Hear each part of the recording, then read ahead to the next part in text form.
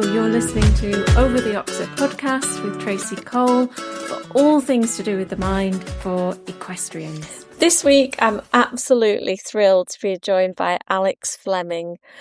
Alex, I've known for what we were just discussing of at least 5 years, something like that, maybe even longer.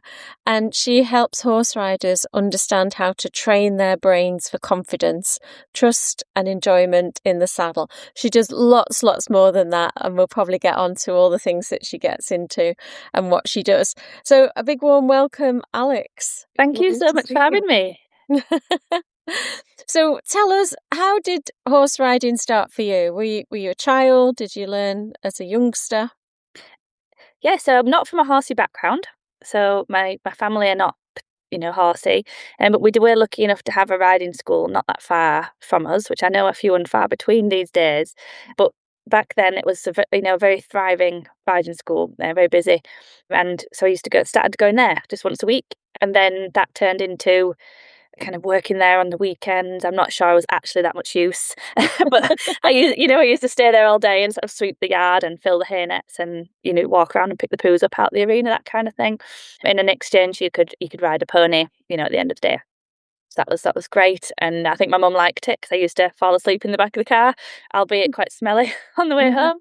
So that was nice, really nice, and that sort of ignited. I was really lucky that the people there were the kind of people that, if you were going to go that way, they would have ignited that passion in you, because it was very encouraging, and you were very involved. You felt very much. I look back and I can be aware that I wasn't that useful, but I certainly felt useful, and I felt like I was part of it. And it was all like a big. It was just really, really ignited that thing for me, that this is something I could keep going with, and you were led to think that you could just keep learning and get better, and that was really nice. So that sort of then transpired into begging and borrowing and sharing ponies, and then I got my loan Alex racehorse, Sol she was called. She was sort of the first foray into owning a horse, so she was on a kind of part loan, and it just went from there. Then eventually my parents caved at 16 and we got a horse, Elsa, she was called, and she was like literally like hardly backed. I couldn't get her to really trot in the arena when we went to buy her, but we'd got quite, and I'm sure a lot of listeners will relate to this, but the buying of a horse process, especially for a family that didn't know what they were doing, and a child that was just going to say yes to anything, was quite daunting. We'd had a lot of failed vettings, and I could see that my mum and dad were going down that route of not sure, that we should stick with this and do this. So by the time it got to Elsa, which was sort of the 5th viewing, I was so determined she was coming home. Even if she had 3 legs. Even though she was terribly behaved and she wouldn't even trot, and she had this huge belly because she'd been a broodmare. She came home, and as it transpires, even though we had a vetting, the huge belly was actually a foal. Oh, wow. It was like crazy. Which, again, my mum and dad were like, we did not sign up for this. And I remember going up before school, and it still makes me laugh because my mum is this unhorsey that she looked in the stable and before me, and she just said, well, who's put that in our stable? And I remember walking up, it was like a corridor barn, and I remember sort of walking up and going, what do you mean? And I looked in, and there was who we called Baby Jack. And I was like, it must be ours, And it was just unbelievable, really. There he was in the stable. So you didn't know she was pregnant at all until Baby Jack arrived? No, she, bless her heart, had continued to get bigger, and we'd had a vet check and a blood test on, because we were doing bits of pony club and things like that people had said, offered concern, as had the livery owner. But after 3 vet checks, we got to the point of saying, she's, we were quite, she is not, she's not pregnant. You all need to get off our back. And, and I rode her the night before. And in fact, remember coming home actually quite upset that night, because I said, I can't train her, Mum, and I don't feel like I'm doing a good job. She won't even trot again. And then the next morning, and I just look back and think, oh dear, I probably induced the birth of this poor horse. But It does make me think about riders I see now, because I think, well, a lot of the time, if you're not aware of something that's going on for your horse, or from a training perspective and physically, I absolutely went down the route of, I can't improve this horse. Yeah. It's not looking physically any better. It's not going any better. But then it significantly improved overnight once she'd, and then that was Baby Jack, which was a whole saga in itself. We ended up keeping Jack, and Elsa moved on to another family in the pony club, and he stayed with me until he left us. So that was sort of the journey of getting going, and it was never going to end. I left school after my A levels. I did apply and get accepted into university to my mum and dad's request, really, but went to the racing school instead, which was meant to be a gap year, and then deferred and deferred and deferred until eventually I said, shall we just cancel this place? Yeah. At that point I was working in racing then, so yeah, I'll stop there because I can kind of carry on. But that's how I sort of went into the professional world of riding. Okay. And then you became an instructor, so you left racing and decided to go more into equestrianism? Yeah, so that was quite accidental. So I really loved my time in the racing industry, but there was parts of it that didn't feel good to me as well. And I always evented Baby Jack and kind of other people's horses, again, begging and borrowing and stealing in my lunch hour and weekends and things. So eventing was always something and was a big passion as well. And I decided that I wanted to go more down that route. And I found an advert in the horse, I think it was a Horse and Hound actually, with John Funnell to go and work there. So I sort of packed up, went for that interview, and that was where I went after racing.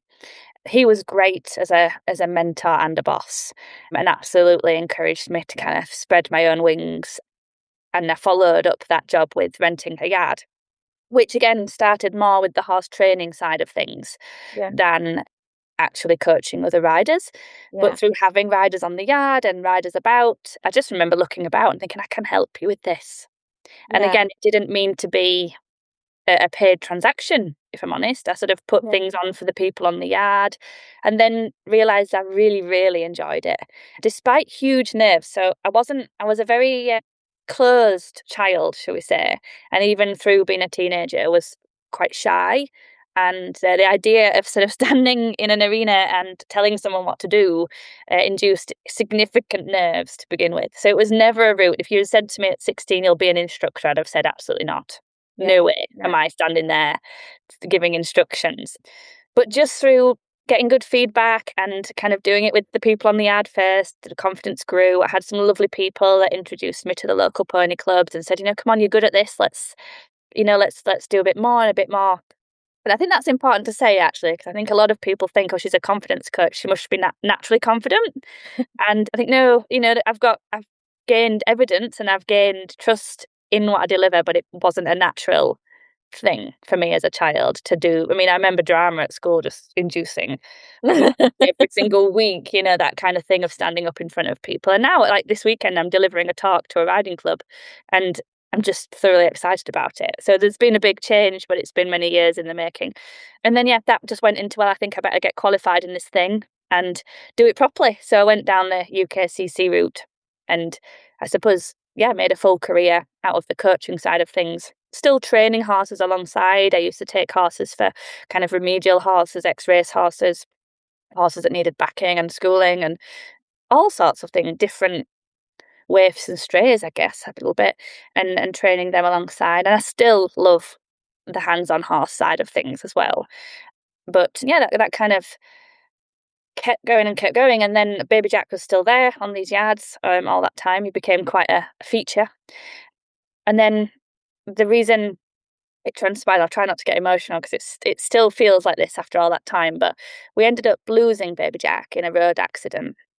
And that is what really knocked. I didn't realise it at the time. In fact, the next day I went out and evented 2 clients' horses. But over time, that chipped away at my identity and love and passion for the whole thing. And I did find myself in a position where I had and there was a lot more to it than just I'd lost my confidence. There was kind of this part of me that was like, I've gone against the grain here with what my family wanted. I've left home and I've gone down this route that they still don't understand now. And I don't think I can do this anymore because I am getting a real anxiety. Like, I had to get off a client's horse one day. This was the day I thought I need to do something about this. She wasn't doing anything wrong, but I was riding her on the road. Something I'd regularly do, drive to a client's house, take their horse out, exercise it for them. That was kind of a regular thing for me, going from client to client. And I just had to get off because I just couldn't physically sit on her. Nothing was happening that Yeah. would have triggered that. And that's the point when I thought, like, I'd tried already at this point to get different help with things, and I just really struggled to put the two together of what I was trying to do with these horses, which were not mainstream horses, shall I say, with what was going on with my own confidence, and not particularly daring to say what was going on with my confidence for fear of losing my income, if I'm Yeah. honest, at the Yeah. time. And I look back at that and wish I had, but I didn't. I kept really quiet about it. I didn't tell people that's what I was going through. And instead, I went down the route of doing my psychology degree. So I went back to university and did that. And then shortly after that, Tracy, messaged you, I think, and came and did Yeah. my NLP training. I think you were doing the two together, actually, Yeah, at and one just I was trying point. to put that Yeah. timeline in my mind, which came first, because it could have been that I reached out to yourself first, Tracy, or it could have, but whether they overlapped a little bit. But that was kind of, okay, I need to understand what's going on here and start to make a plan. Yeah. Yeah. Yeah. Oh, wow. And then obviously you get your first class honours degree in psychology, you get your NLP practitioner and your timeline therapy and your hypnotherapy and your masters and all the rest of it. So from all of those qualifications then, your business has kind of shifted, hasn't it, from the physicality of being a riding coach to blending that with the confidence training as well. So how does that sit now? Are you more or less all confidence training and mindset training, or are you still doing a little bit of the physical riding coaching? Honestly, I feel like the two are mutually blended.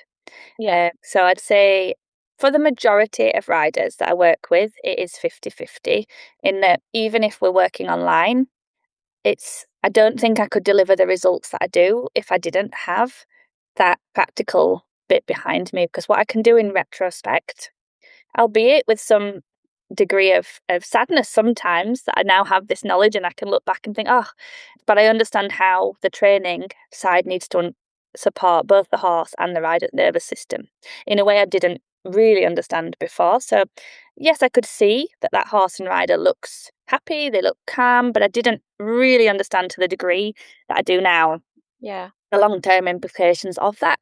And so making sure that riders are working practically in a way that coincides with what we're doing with their mindset is absolutely a massive part of what I do. There is exceptions. So sometimes, let's say I get a rider that's training at a pretty high level and they've had a wobble at a certain element of a competition, let's say, Mm. and I speak to them and they feel everything that they're doing practically absolutely lines up, but there's just a trigger, an anchor around, let's say, a water tray, something like that. Yeah.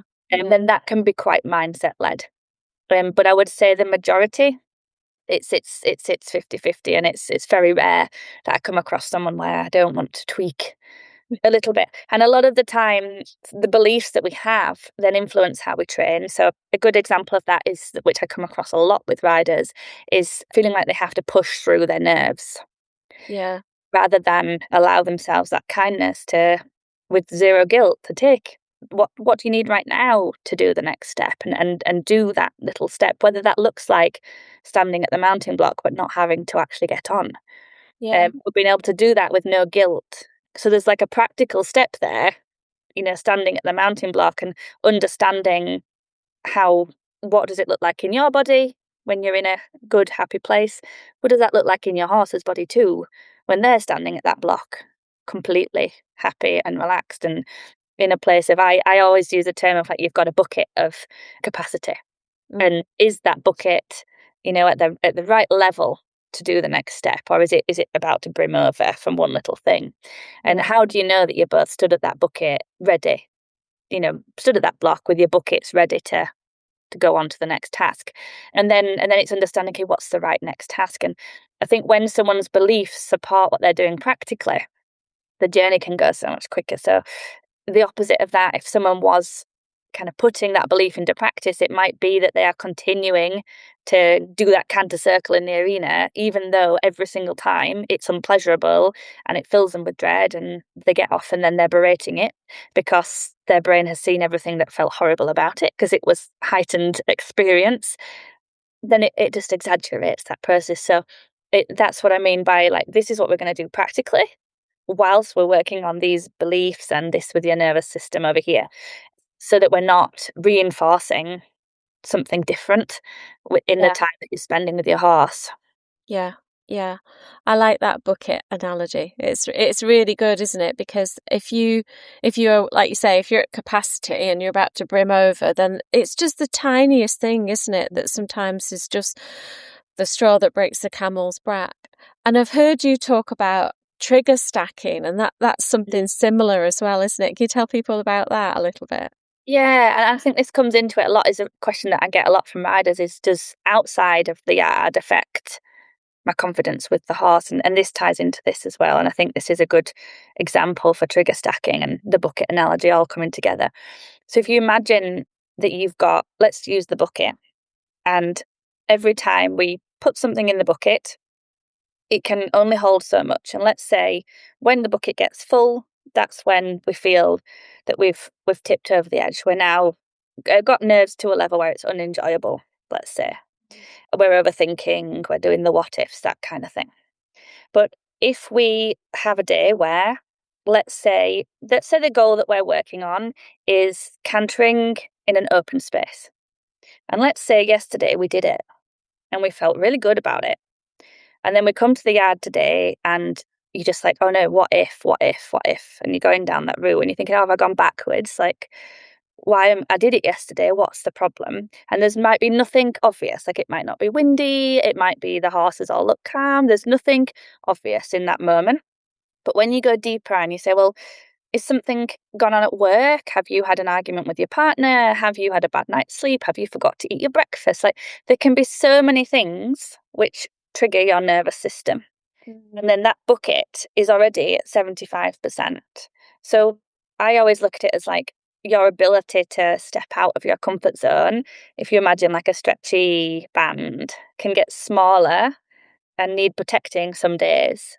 And then other days, there's so much more capacity for you to step outside that comfort zone, and being able to accept that band with complete kindness as well.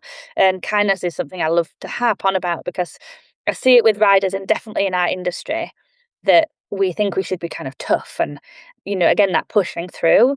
And something that I get hit with all the time is like, well, if I'm nice to myself about that, it's not going to improve because I don't believe that. I believe that I should be able to do this. And then I'll say, well, what happens when you're not kind about it? So let's say you had a bit of an argument with your spouse before you got to the yard, and that's the thing. So your capacity, that trigger stacked, eventually, and I'll come on to that a bit more in a second, but let's say that's just that one thing for now. So your capacity went a little bit smaller, and so that goal of cantering in the field just felt so much further out of the comfort zone. If that person then berates themselves and says, oh, you did it yesterday, this is ridiculous, everyone else is cantering in the field, your mind then sees the bridge to that goal so much further away. And the other thing it does is it confirms some of the beliefs that might be underpinning that, like I'm not good enough. And so there's so much from a mindset point of view that you are undoing through that negative talk rather than the kindness, and so much science behind why the kindness will propel you so much quicker than that pushing through. But then coming back to the trigger stacking, let's say you had a little bit of an argument with your spouse, but that was all right. Let's say it was just of a spilled coffee, nothing serious. You put some good music on in the car, you're feeling a little bit better, but it's festering away a little bit. But let's say now your trigger's at like 20%. 100 is we're going to tip over. But then you get to the yard and you didn't expect the big girl in the stable next door to you to turn her horse out, but she has. And so your horse is not bad, it's just walking around a little bit. That could add 5%. And then you go to the tack room and someone has just moved your grooming kit and you can't find it. And you're looking for it and now you're a bit short of time. You've lost 5 minutes. Add 5%.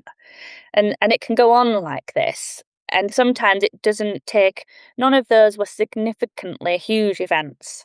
But when you add a 5%, 5%, 5%, eventually we can get to 80%.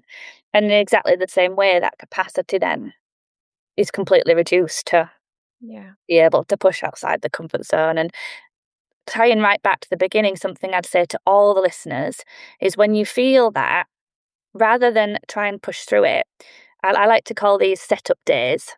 So if I'm having a day like this, so this is a practical thing, I think, right, with my horse today, I can't do the goal today. I can't canter in the field today. It's just, that's too much. What could I do though that would set me up to do it tomorrow? Because what can happen then is well, I won't ride today because this has all gone wrong. I feel all nervous. But instead, if you can again drop the guilt, be really kind and say, what could be good? Maybe some groundwork so that when you come tomorrow, you know your horse has done something. It's not going to be fresh. You've connected.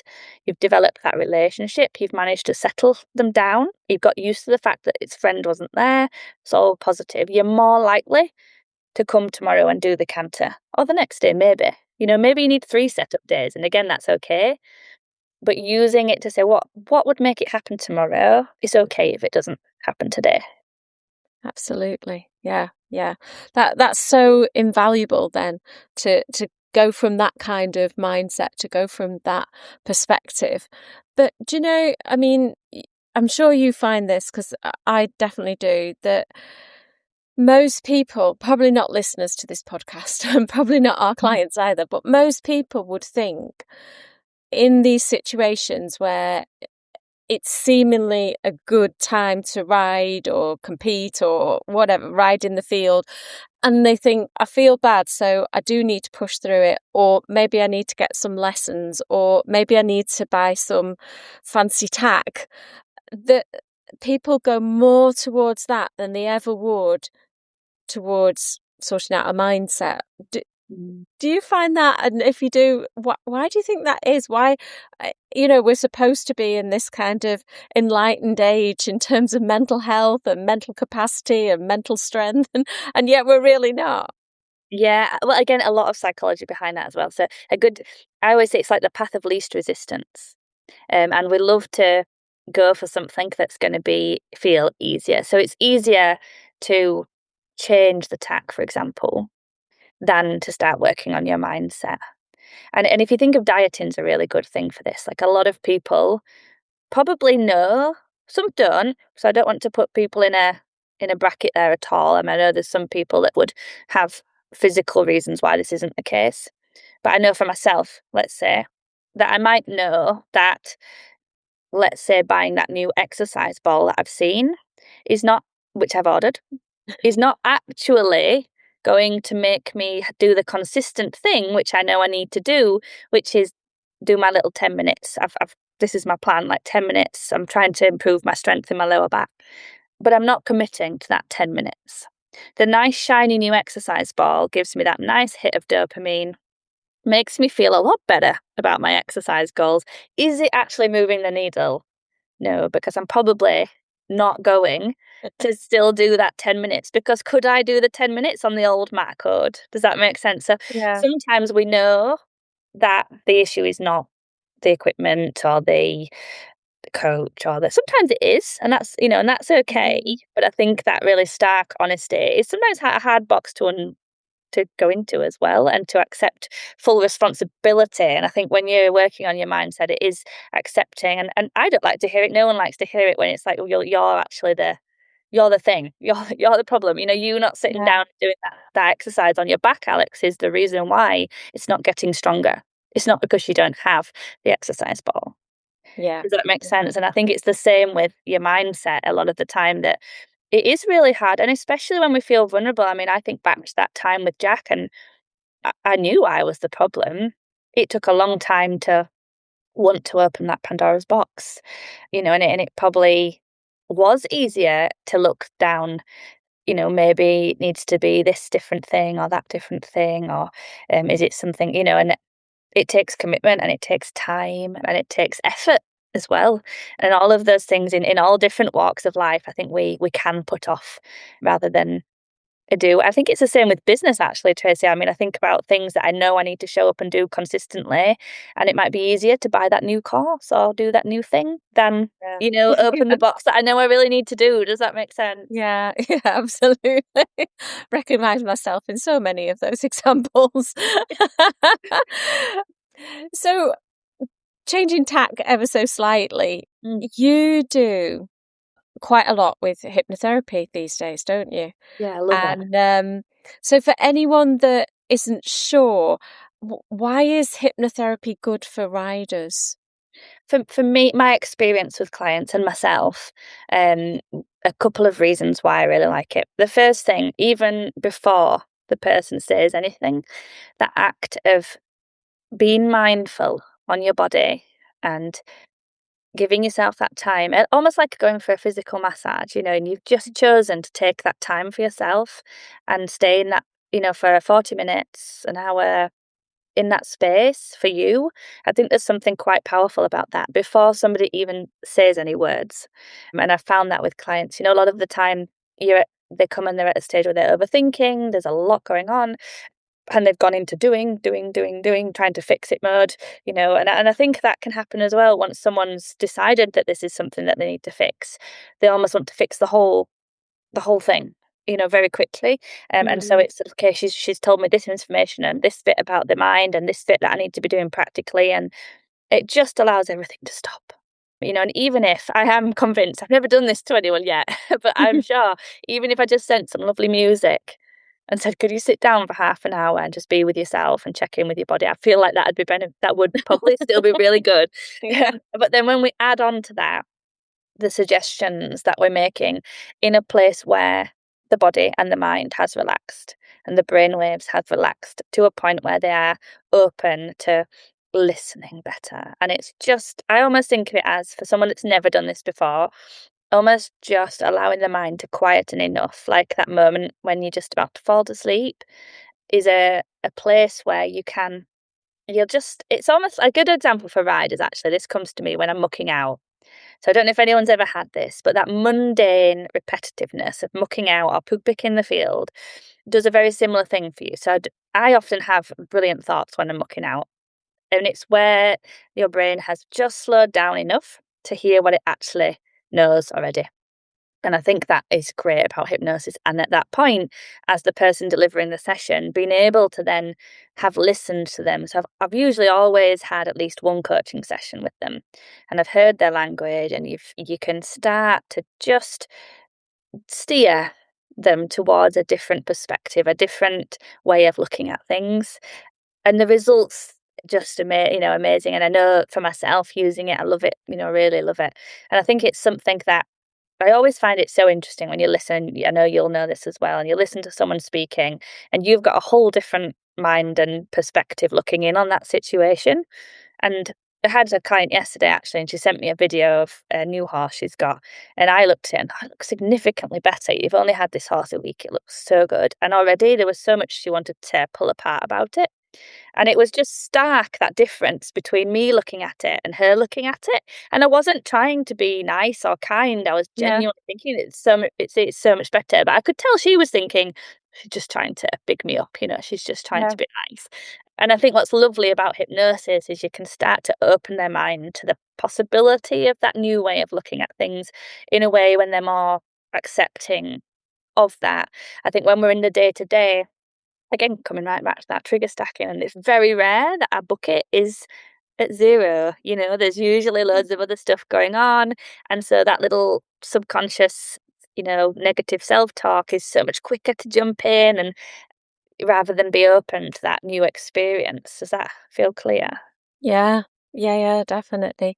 And just tell the listeners a little bit about your academy, because you get hypnosis recordings in that, don't you? Is that right? Yeah, Yeah. definitely. Yeah, just explain what you do in the academy then. Yeah, so I love the Academy so much. So it's something that I created because mindset work for me is an ongoing process. And I wanted to make something that felt quite cost effective to stay in for a longer period of time. So we have like a 12-month kind of period that we encourage riders to stay for, and then a lot of riders have been in there 4+ years now, and it's a continuous evolution. So they have a main course in there which sort of encompasses everything that I would want them to know about their beliefs and just the whole shebang, if you like. But the beauty in there is that we get together every Thursday and we coach. So they say what's coming up and we go through it there and then. So there's no sitting on something and stewing.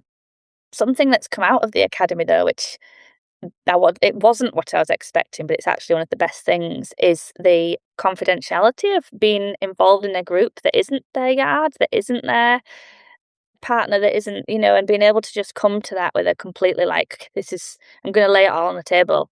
And you people don't really actually see me face to face and stuff like that. It's actually wonderful for the riders. I didn't see that bit coming, but it is.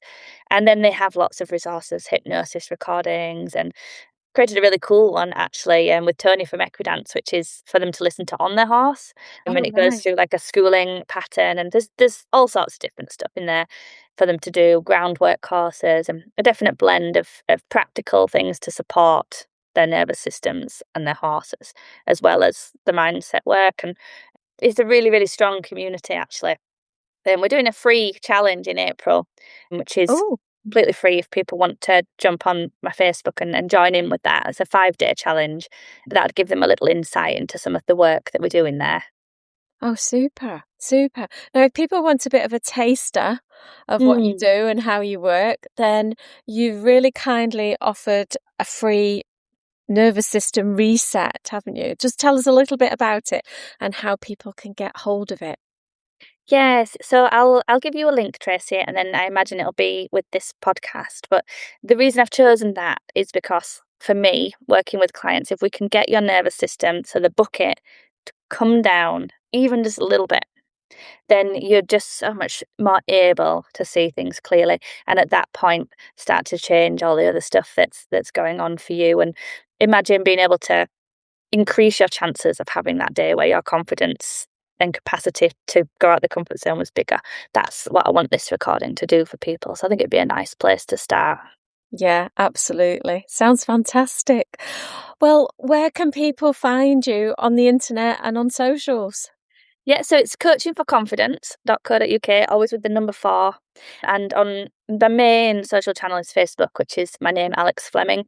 So you'll be able to find me on there, or you'll find the page under Coaching for Confidence. I am on Instagram and LinkedIn and things as well, but Facebook would be the main place where I go to. And it'd be really, really lovely to connect with your listeners. And thank you so much for having me on. I've really enjoyed it, and I hope I haven't waffled on for too long. There's so much I can talk about with mindset and horses. So someone put a thing on the other day, what could you talk about for 10 hours without interruption? I was like, horses. Definitely horses. Oh, fantastic. Well, if you've got so much more to say, then you need to come back, don't you, and tell us even more about what you're doing and give us some more tips and tricks. It's Yeah, been that'd be lovely. fantastic to reconnect with you, catch up with you, and have this lovely chat with you. Thanks ever so much. I thank you as well. Thank you.